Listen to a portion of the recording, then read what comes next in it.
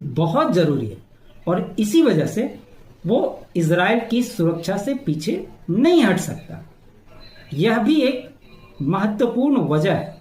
अब ईरान ने क्या दावा किया? ईरान ने कहा कि इजराइल के 14 ठिकानों पर हमले किए गए। उसने डिटेल से बात करते हुए कहा कि इस्लामिक रिवॉल्यूशनरी गार्ड कॉर्प्स जो हैं ईरान के, उसके जो जनरल मोहम्मद अली नाइनी ने, उन्होंने कहा कि ईरान ने इजराइल के 14 ठिकानों को निशाना बनाया है।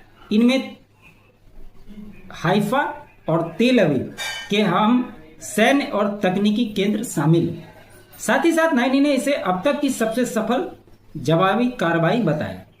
उनके मुताबिक हाइफा के सेंट्रल इलाके में स्थित सेल टावर को लंबी दूरी की कद्र एफ मिसाइल से निशाना बनाया गया। ये पहली बार चलाया गया है इजराइल के ऊपर, जिसकी रेंज करीब करीब 3000 किलोमीटर है बताया जाता है। यहां पर इजराइल की A121 लैब्स और अन्य मिलिट्री सॉफ्टवेयर कंपनियां थी। इसके अलावा हैदरा पावर प्लांट, हैफा की तेल रिफाइनरी, ओब्दा एयरबेस, इजराइल का साइबर कमांड, किरियात गत की सेमी कंडक्टर इंडस्ट्री और राफेल एडवांस डिफेंस सिस्टम के मुख्यालय को भी निशाना बनाया गया।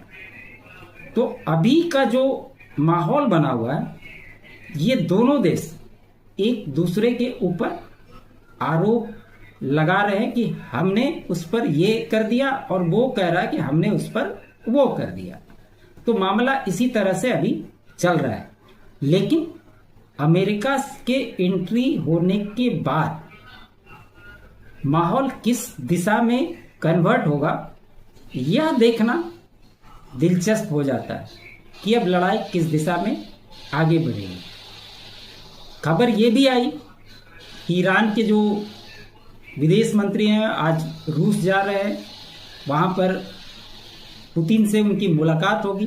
वहां से क्या कुछ होगा, रूस का इसमें क्या एक्शन होगा, ये सारी बातें, बहुत सारी बातें हैं जो आने वाले समय में पता होगी। लेकिन अमेरिका के एंट्री होने के बाद से निश्चित तौर पर माहौल चेंज हो जाएगा और जिस स्थिति में ये युद्ध स्टार्ट हुआ था उसके अंदर एक नया मोड़ आता हुआ दिखाई दे रहा है।